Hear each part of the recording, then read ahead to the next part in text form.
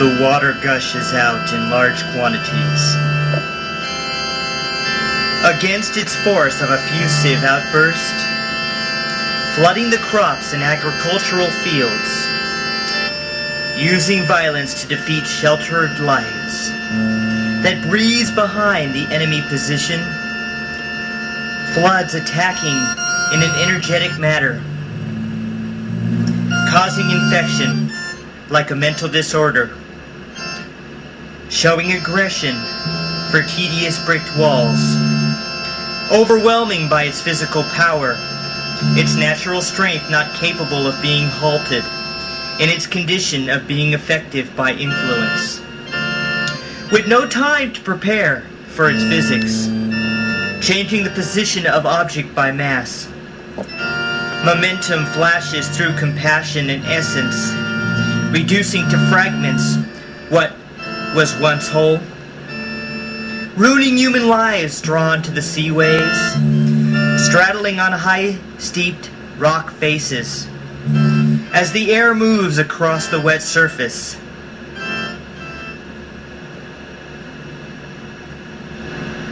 Its nature, like a painting done without concern. When grass fields and garden flowers are crushed on a canvas without compassionate paints,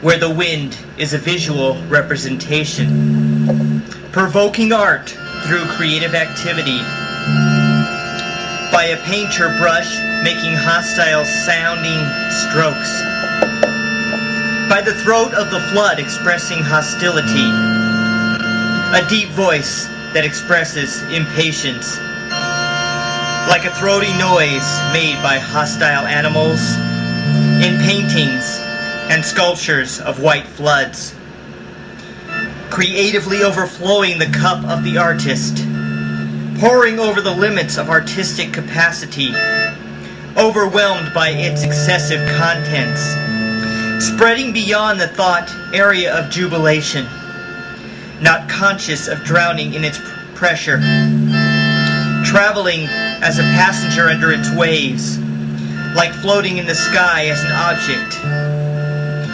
remembering art of fairground entertainment, or transportation in circus vehicles, or path where horses can be ridden, riding like strong winds on the Buford scale, when deluged in stallion fields, like mounted soldiers crumbling, creating survival almost impossible to tolerate, constant pains no longer in small measures, where memories invade in flooded canvases, paintings of colors that are no longer mine. They belong to the fuming surface of water, where livid grievance enters by waves. Incensed rivers flow with great careless speed, moving unreservedly through the valley, as unbroken stream in one continuous mass, moving through the veins and arteries, consumed in large amounts, causing waterfalls.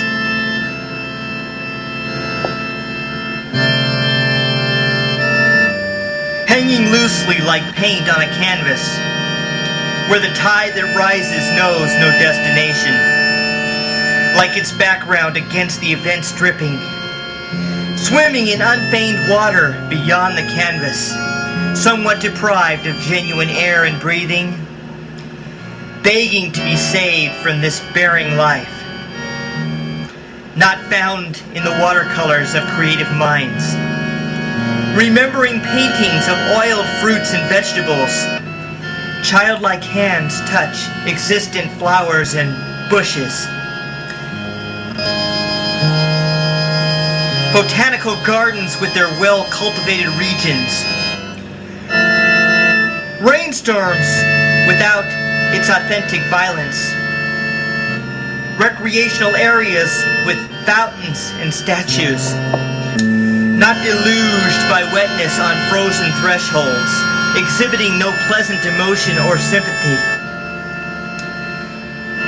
Distinctive smells of dampness enlivens, where the crops and farmhouses are waist deep. Water condensed from vapor in the atmosphere. Persistent rainfall floods all burdens and regrets as the thunder crashes down by harder flow.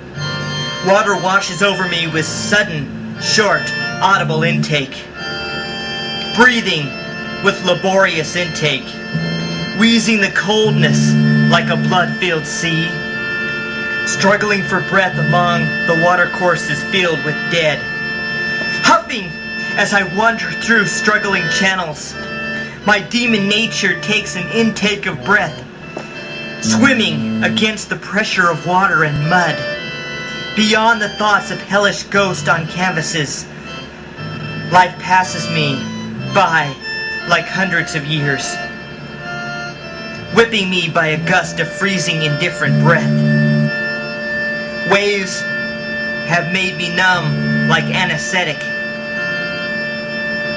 The time spent here is washed away by emotion, making a mournful cry that is untraceable, placing my flesh in waves never to rise above, doomed inside a high-pitched cry of lament, riding on the tip of a long, narrow wood object, ready to experience death as the water rides me.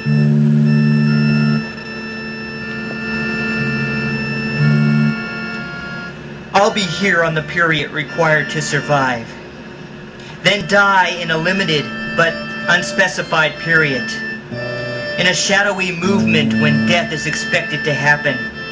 Yet the deluge does not want me in its irritated current, landing on tree branches by intervals of time. The waters halt by minutes or hours or days, safe again from the memories of the flash flood.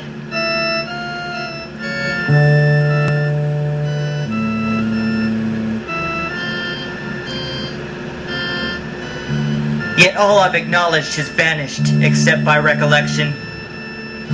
I conceive time upon paints on the canvas.